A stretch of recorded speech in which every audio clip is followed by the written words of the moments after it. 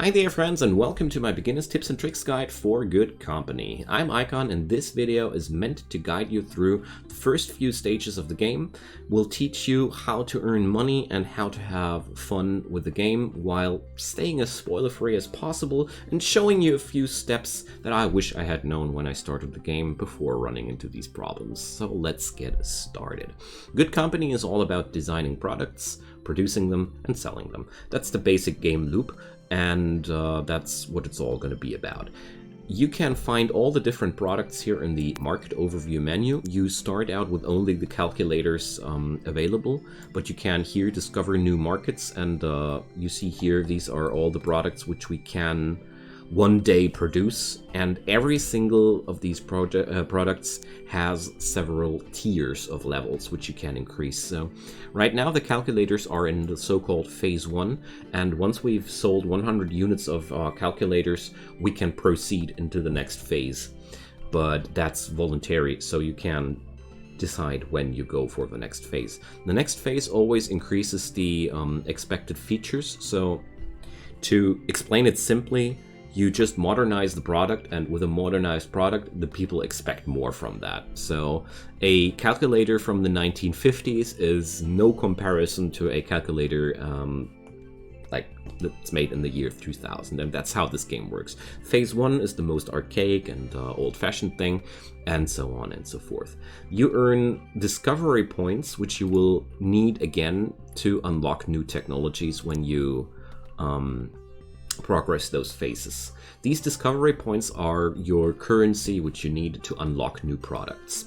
There are several other things, but we're going to get over those in time. So first up, we will start building a calculator in this episode. I'm going to teach you how this works and what you should be aware of, and after this episode you should be able to produce whatever you want, I hope. So first up, before we can build anything, we need to create a blueprint for the product. This works with the blueprint designer. Here we create a new blueprint, we select the necessary product, and now we're going to select a casing. Simple casings or wooden casings are the first two things you research at the beginning of the game, and I'd strongly recommend not to use the wooden casing, because as you see here with the required materials, everything which has this yellowish greenish hue is a intermediate product which needs to be produced beforehand. We're not going to do that yet. We're just going to roll with a simple case which only needs plastic. Gray background means it's a basic material which you can just buy from the market. So we're going to create these. Here you get to select a little bit of the designs. There's a random name generator now to it too. That wasn't there a few versions ago, but that's not really important. So we're just going to select whatever we want. That's just a matter of aesthetics. Now, here's the Tetris simulator of good company. I love this game for that. So here is the screen where we fit in the necessary parts.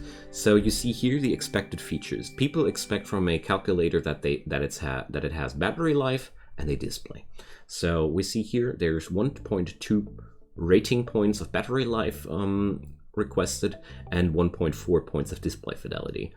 Also, people will only buy this product eagerly if the weight doesn't exceed 1.3 points. So if you check it out here, so let's see, we got displays and power supplies. Let's start with display. When we mouse over that, we see the required materials, where it's crafted, what kind of features it brings. So we see here a LED array brings a display fidelity of 0.6, and it requires electronic parts. These are gray marked, which is good. If we look up the LED matrices, we see here plastic parts and circuit boards, which are intermediate products. We're not going to do these yet. So select the LED array and start fitting it in. With the R button you can rotate those buggers, and we're definitely going to need at least 2 of them. So you see here the weight has increased because these things add weight into the product. So next step, we're going to need batteries. So here goes the same thing. We're just going to fit them in. And as you see here, we're now not on a maximum feature. And you see here, the feature value is not maxed out. The market appeal is not maxed out. And therefore, we can't sell it for the maximum price. So if we just twiddle in a third LED array, we reach the maximum stuff here. And that's that. Keep in mind that it's not always a good idea to do that because we receive a price upgrade of 60 and we receive a production cost increase of 50-ish. So you see, the actual gain of money is not necessarily better. So we're actually lowering our profit with that. So I'll rather go with a product which is not ideal for the market, but we want to earn money. So after that's all been said and done, we're gonna start out by finishing the design. There we go. So we unlocked a few things here. I'm gonna explain those in a min. Policies and discovery points. So we received discovery points because of these milestone goals. So our first goal was to design a blueprint, and then we would receive these things. The game has a few of those, so you see here, and you receive every time a few points and a few decoration thingies. So these are your sandbox goals as well, little milestones. So now we have a product design, but what now? We're gonna go now into the construction mode and set up a assembly table. The assembly table is the spot where your product will be finally assembled. I'll start out with that because it's always a good memo sheet, because if you check it out here, now we see all the necessary parts we will need for this product, because every single part which will land in the product needs to be produced beforehand. So that's what we're going to do. So we're going to need LED arrays, single cell batteries, and simple casings. At the beginning of the game, there's only a Tinker table available where you basically build everything. When you advance in the game, of course, there will be much more sophisticated options. But for now, we're going to check this out like that. So you see here, 1 unit of this calculator is being assembled in 1.2 days. So if we go now over to the LED arrays, we see one of them is being produced in 1 day of time. So we're definitely going to need a second table producing these LED arrays for us. So we're going to slightly overproduce here, but that's just how it works. You can't, it's very, very hard to match the production exactly. And since there's such a thing like people moving around and doing logistics manually, it's always good if you have a buffer of a few hours between these times. So 1 day of crafting versus 1.2 days of crafting. That's ideal because your people then have time to just move things around. So simple casings are a similar thing. We're just needing one of those, produced in 1 day. Perfect. So the last thing we're lacking now are the single cell batteries. So we're gonna produce them right here. Here's the same thing. I already know that I'll need 2 tables because you see here 1 day of crafting time. The Tinker tables are rather slow.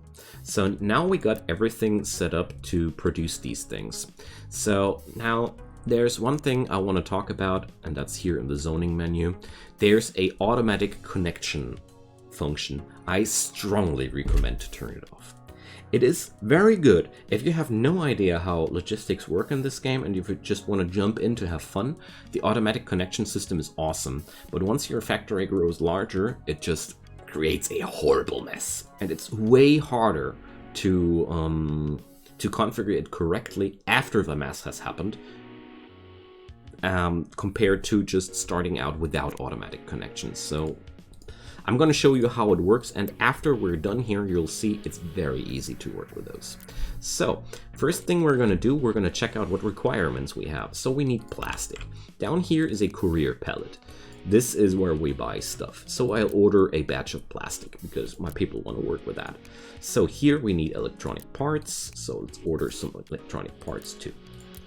These guys here will need chemicals, so we'll order these here at the courier pallet as well.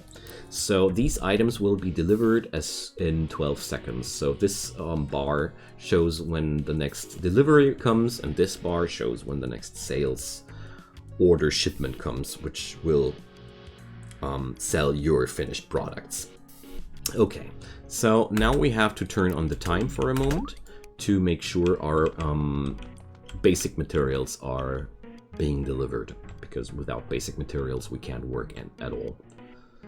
And watch here how this day is running down, and this is you see there's a delivery daily. That's what this thing says. So now we got plastic, electronic parts, and chemicals. So let's get into the zone menu, and now we're going to connect all these things with each other. So one click on the courier palette opens up this window, and now all we got to do is click on the tinker table, and you see here it needs plastic. Now just left click, drag and drop this on this. So it's very important to know these things are directional, so you need to drag it from the courier palette to the table where it has to land. If you try to do the connection from the tinker table to the courier palette, it would try to transfer plastic from the table to the palette. It's really important to notice that. If you ever do a bad connection, just right click it, boom, it's gone. So yet again, courier palette connecting to this, boom. So we're now finished with the input. So we're going to connect the other input tables now as well. So you see here, we're connecting the electronic parts to these boys. Bang. And you see here, there's everywhere a yellow exclamation mark sign where there's still work to do, basically. This yellow exclamation mark thingy tells you, hey, there's still stuff not working out as intended. So this says the tables don't know where the items are supposed to go. So we're gonna change that now. There's two ways of doing this. We could either now connect these items directly to the assembly table, which is just fine when you're starting out, but there is also a thing called storage. So we're here gonna go for a method like this. We're gonna set up storage shelves, and now we get back into the zone menu, and there we can click these things. So now I'm gonna tell these guys they have to transport their goods into this shelf. You see, you can also connect to shelves without opening these things. So you see, you can connect it like when it's opened, bang, or when it's closed. It doesn't really make any difference, but it's way easier to keep track of what's happening when these thingies are open. So now all these items are connected to this shelf. So in this shelf now, we're going to turn off. If you look at it here, you see here at this shelf, there's now space reserved for these products. You can always click these products, and you see this orange check mark here. And if you up and down that, this tells the game how many stacks of an item should be stored in that thingy. So for now, we're just going to store one stack. I would, well, okay, or we're going to do it like that. That's what I usually do. So 2 stacks of each. So this is now a material rack. Whatever kind of overproduction will flow in will be stored here. So now we're able to connect the assembly table with the necessary input. We're now taking the shelving rack and connect it here. This is really good because this saves time. The guy from the assembly table now only needs to walk to this shelf and take his stuff. The guys from the assembling tables all now go over there and drop their stuff into the rack. If you would configure these items directly into the table, what would happen is once there's no need at this table for a certain item, these guys would be twiddling their thumbs until there's a need again at this table. This way, they just store the stuff they overproduce. It's a big difference. So, now the last thing necessary and lacking is we need to configure an output. So we're going to output these calculators in here. And I'll just tell the game to use the shelf completely for the calculators. And at the end of the day, we're going to construct another courier palette exclusively for sales. At the end of the day, we're going to connect these calculators here. There we go. That's just that. I'm going to configure enough space on that palette to store as many calculators as I wanna, and now that's a completed production chain. The only thing lacking now is personnel. You can now here quick hire just like that. One click does the trick. I really like that. The devs included this functionality a while ago, and I simply love it. Alright, so the only thing lacking now is a person which will carry these items from the shelves to the pallets and such. This is done by logistics employees. You can hire logistics employees by clicking the zone, and we should definitely rename that zone into calculators. You can rename them as you just like you want it. And that's that. So we're just clicking here, and now we got a logistics employee. Policies are bonuses which are affecting the zones. Right at the beginning of the game, you just have a few quicker crafting, quicker component crafting quicker, module crafting quicker, and product assembly quicker. It's just very, very minuscule bonuses, but that's just fine. So let's see what'll happen. So our people are now starting to get to work. Our guy at the assembly table is unhappy because he's lacking everything like he feels, and we're just gonna fast forward now. Quick button for that is F. Now you see everybody's busy, busy, busy, and now the first items are being completed, tossed into the shelf. And you see here, this guy is now less unhappy about his problems, and there we go. You could also just put up a shelf with those basic materials and put it closer to these tables to shorten their movement paths. Shortening the movement paths is a very, very vital thing in this game. Honestly, it's really important. And as you see here now, everybody's happy and working. And the first calculator is here on the shelf. And this product is assembled. So then the courier is now carrying it to the pallet here. There we go. So we're gonna let this week roll through. And there we go. Don't be afraid if your factory is not profitable at the beginning. I made the experience that you'll need at least 2 assembly tables configured like this to have a successful company to begin with. So we're just gonna let this roll through 1 week just without investments. That's another thing I really like to do. Just wait 1 week without investments to see if your new chain is working out, if everything's good. If you see here, this construction table is slowly, the assembly table is suffering a short moment from a shortage of LED matrices or LED arrays. So maybe it would be wiser to put the necessary materials closer to this. Who knows? But now you see here we're still in the red numbers. So if you want to know why, you can always see what's happening here. So we're not able to sustain our costs here at this point. So wages are 1.8k and material purchases are 1.9k. But wait a sec. They're not being sold, that's why. I forgot to checkmark this, whoopsie. So yeah, but we're gonna talk about a few things in between now. Until these are being sold. So there's also research. Research is very simply done. You need to set up a analysis desk and a research desk. An analysis desk will transform modules into research points, while a research desk will transform those research points into tech. This is a process which takes time. And at the analysis desk, you see here, every analyzed module is being destroyed. And as you see here, the more complicated the modules are, the more science you receive out of that. So the simplest chain of putting this together is just setting up a tinker table, providing something simple like a simple case, where you just analyze those simple cases. Boom. You can also analyze more modules at the table, up to 5. And then you'll just do the same shtick as you did before.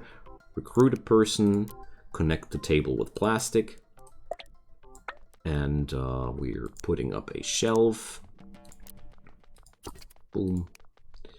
Get back into the zoning menu, put these thingies in there, put those thingies in there. And that's just all it takes to do research. Just hire a few people and now that's it. Another thing you need to do in the game is setting up company goals. Company goals are just, pretty simply simple explained. They explain themselves. So, sell 200 products, increase your net worth, and so on and so forth. What you'll receive for that are passive effects, reduces equipment costs, and success points. So one thing's quickly explained, you can set up to 3 of these things, and there's a deadline of 90 days to complete them.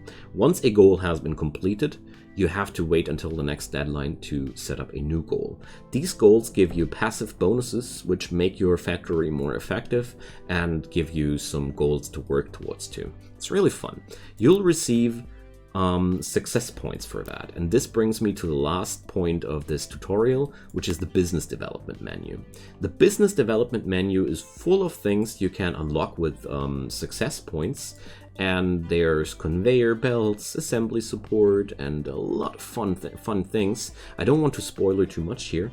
I just want to recommend you guys to grab these 3 here as quick as possible. Chemistry tables enable you, or no. So chemistry, handcraft, and electronics all unlock better workbenches, which give you the option to produce your products way faster, making you more efficient. Because this way you won't be needing that many tables. Like with an upgraded table here, I would be needing only 1 table for every double item here, and that would be a very, very big upgrade. So as you see here, now this chain's working out, this thing is getting analyzed, and now my researcher would have research points. You see here, they're getting added here, and then you can select research projects. Research projects are all about new modules for your machines. So you can research here better electronics to get processing power. Calculators need that later. You can research beepers, which give you the option to build cassette recorders, and so on and so forth. Just experiment around with it, it's really fun. The tier number here shows you how modern a product is. A tier 13 item is really insane, whereas a tier 1 item is just our simple case. So the last thing I want to talk about, and then we're done, are intermediate products. So some modules, some more sophisticated modules, need intermediate products. So I'm going to show you what's up with that. So for example, for a LED matrix, we're going to need plastic parts and circuit boards. So these are being produced at separate tables. So you see here, plastic parts are being produced out of plastic. Circuit boards are being produced out of metal and plastic. So what you got to do is just set up a logistics chain, just like I explained it a moment ago. For example, here we got to create circuit boards and plastics, and these need to be fed into that table to be producing LED matrices. That's why I strongly recommend use the simplest modules at the beginning of the game, because it's just a lot easier to do so. So let's see what will happen once we're selling off our calculators, because maybe we're earning money, maybe not. So yeah, we're already in a very, very strong profit situation. Well, okay, we had a huge stockpile, so let's let it run for a week, and now you know practically everything to get started. From here on, you can just discover new products, new markets. You can try out new things like cassette players and pocket computers and whatnot. So you receive those new discovery points are also being received by researching new stuff. That's something I forgot mentioning. So every new research also unlocks, of course, discovery points, which lead to new products. So the game has a lot more in store than that, of course, so we're just scraping the surface here, but I felt like this overview should give you a good impression on about how to work with this game. So summarized down, try to work with 2 assembly tables at the beginning to have a strong output. Don't use the automatic zone setup, because like I said, it's really horrible to do so. And once you're done with one zone, you're also able to connect zones with each other and such things, but I didn't want to put that into a beginner's tutorial. We're gonna put that later into a advanced tutorial, which is not created yet, but one day it will be soon. So if there are any things open for questions, I'll be eager to answer them in the comments down below. I hope this video was helpful for you, and if so, leave a like or even a subscribe. It would be super nice of you to see some support of yours on this video series. So I hope you had a good time. I surely had, and until then, see you soon. Goodbye.